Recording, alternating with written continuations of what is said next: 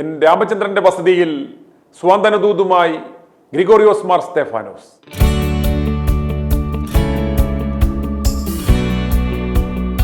ക്രൈസ്തവ സഭാ ബിഷപ്പുമാരും പുരോഹിതന്മാരും ജാതിമതഭേദമന്യേ ജനസമൂഹത്തിന് സ്വാന്തനവും സമാധാനവും പകരുവാൻ മനസ്സ് കാണിക്കുമ്പോൾ മാത്രമാണ് കർത്താവ് കാണിച്ചു തന്ന ആ മാർഗം ജനങ്ങൾക്ക് അനുഭവവേദ്യമാകുക.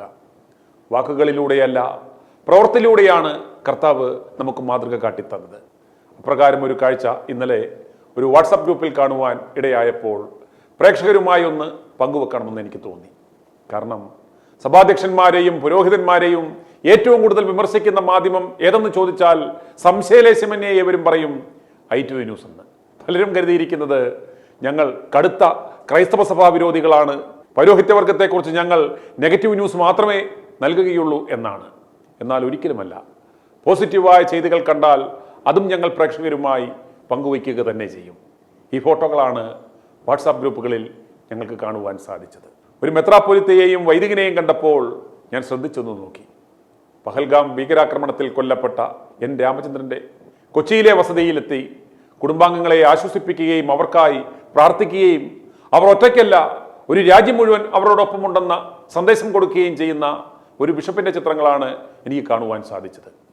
ആ ബിഷപ്പ് മാർത്തോമാ സഭയുടെ ഒരു സീനിയർ എപ്പിസ്കോപ്പയായ ഗ്രിഗോറിയോസ് മാർ സ്തേഫാനോസ് ആണെന്ന് മനസ്സിലാക്കുവാൻ സാധിച്ചു. വളരെയേറെ സന്തോഷം തോന്നി. മേൽപ്പട്ടക്കാരും വൈദികരും ഇതുപോലെയായിരിക്കണം. വിരുന്നു ഭവനങ്ങളിൽ പോകുന്നതിനേക്കാൾ വിലാപഭവനങ്ങളിൽ പോകുന്നത് നല്ലത് എന്ന് പഠിപ്പിച്ച ക്രിസ്തുവിന്റെ വചനങ്ങൾ പ്രാവർത്തികമാക്കപ്പെടുമ്പോൾ ക്രൈസ്തവ സമൂഹത്തിന്റെ മാത്രമല്ല, അവർ പ്രതിനിധാനം ചെയ്യുന്ന സഭയുടെ അന്തസ്സും ഉയരുന്നു. നമ്മുടെ രാജ്യത്തിന് ഇന്ന് ഈ മാതൃകകളാണ് ആവശ്യം.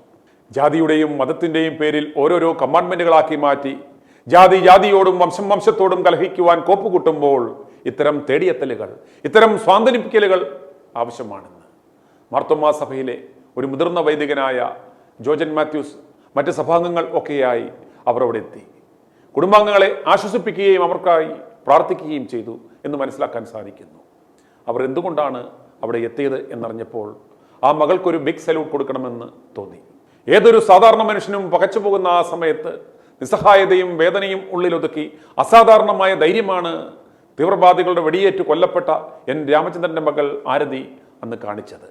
തൻ്റെ 8 വയസ്സുകാരായ ഇരട്ടക്കുട്ടികളുമായി ആരതി താഴേക്ക് ഓടിയിറങ്ങിയത് 5 കിലോമീറ്ററാണ്.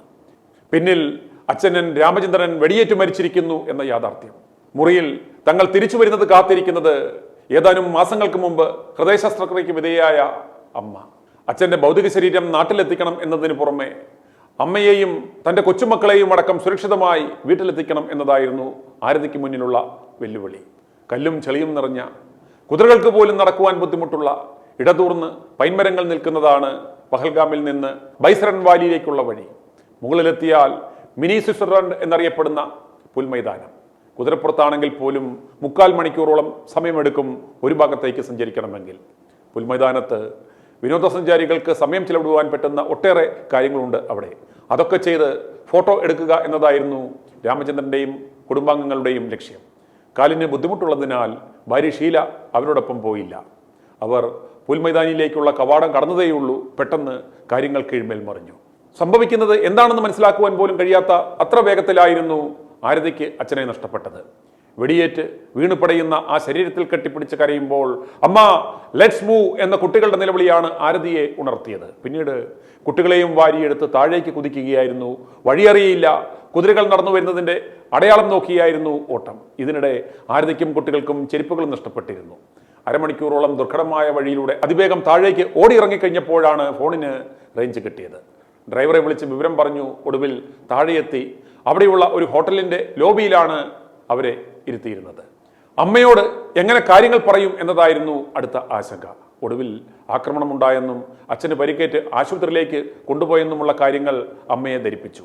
ഭീകരർ എത്ര പേരുണ്ടായിരുന്നു തുടങ്ങി സുരക്ഷാ ഏജൻസികളുടെ ചോദ്യങ്ങൾക്കും ഇതിനിടെ മറുപടി നൽകണമായിരുന്നു. അതിനിടയിൽ ഒരു കാര്യം ആരതി അതിവേഗം ചെയ്തു. ഹോട്ടൽ മുറിയിലെ ടിവിയുടെ കേബിൾ കണക്ഷൻ കട്ട് ചെയ്യിച്ചു.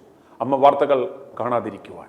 ആരതിക്ക് ഇതിനിടെ മുസാഫിർ, സമീർ എന്നീ 2 ഡ്രൈവർമാരുടെ സഹായവും കിട്ടി. മോർച്ചറിയിൽ പോകുവാനും മൃതദേഹം തിരിച്ചറിയുവാനുമൊക്കെ ഒരു സഹോദരിയോടെന്ന പോലെ തന്നെ സഹായിച്ചത് ഇവരാണെന്ന് ആരതി നന്ദിപൂർവ്വം സ്മരിക്കുന്നു. മതത്തിൻ്റെ ലേബലിൽ നാം ആരെയും അളക്കരുത്, വിലയിരുത്തരുത്. മോർച്ചറിയുടെ വെളിയിൽ വെളുപ്പിനെ 3 മണി വരെയാണ് ആരതി അന്ന് നിന്നത്. അപ്പോഴും അച്ഛൻ മരിച്ച കാര്യം അമ്മയെ അറിയിച്ചിരുന്നില്ല. വെളുപ്പിനെ വീണ്ടും ആശുപത്രിയിലേക്ക്. മൃതദേഹം നാട്ടിലേക്ക് കൊണ്ടുപോകാനുള്ള കാര്യങ്ങളെല്ലാം പൂർത്തിയായിരിക്കുന്നു. അച്ഛനെയും തുടർ ചികിത്സയ്ക്കായി നാട്ടിലേക്ക് കൊണ്ടുപോകുന്നു എന്നാണ് അമ്മയോട് പറഞ്ഞത്. വിമാനത്താവളത്തിലെത്തിയപ്പോൾ ഭീകരാക്രമണത്തിൽ കൊല്ലപ്പെട്ടവരുടെ ഉറ്റവരുണ്ട്. എന്നാൽ സാധാരണ യാത്രക്കാർ ഇരിക്കുന്നിടത്ത് അമ്മയ്ക്കൊത്ത് ഇരിക്കുവാനാണ് ആരതി തീരുമാനിച്ചത്. ഒരു കാര്യം കൂടി ചെയ്തു. അമ്മ ഇരിക്കുന്നിടത്തുള്ള TV മോണിറ്ററും വിമാന ജീവനക്കാരോട് പറഞ്ഞ് ഓഫ് ചെയ്യിച്ചു. ഒടുവിൽ കൊച്ചിയിൽ വിമാനം ഇറങ്ങിക്കഴിഞ്ഞപ്പോൾ മാത്രമാണ് ആരതിയും അവിടെ കാത്തിരുന്ന സഹോദരൻ അരവിന്ദും ചേർന്ന് അമ്മയോട് അച്ഛൻ്റെ വിയോഗ വാർത്ത അറിയിക്കുന്നത്. ഈ ധീരയായ മകൾ ആരതിയെയും 8 വയസ്സുള്ള ഇരട്ടക്കുട്ടികളായ കേദാർ, ധ്രുപദ്, N രാമചന്ദ്രന്റെ ഭാര്യ ഷീല, മകൻ അരവിന്ദ് എന്നിവരെ ആശ്വസിപ്പിക്കാനാണ്, ഒരു നാട് മുഴുവൻ അവർക്കൊപ്പമുണ്ടെന്ന് പറയുവാനാണ് ഗ്രിഗോറിയോസ് മാർ സ്തേഫാനോസും സംഘവും അവിടേക്ക് പോയത്. ഇവർക്കൊപ്പം നമുക്കും പറയാം, നിങ്ങൾ തനിച്ചല്ല, ഈ നാട് മുഴുവൻ നിങ്ങൾക്കൊപ്പമുണ്ടെന്ന്. തീവ്രവാദികളുടെ തോക്കിനിരയായ N രാമചന്ദ്രന് ആദരാഞ്ജലികൾ. i2i News, an eye for truth.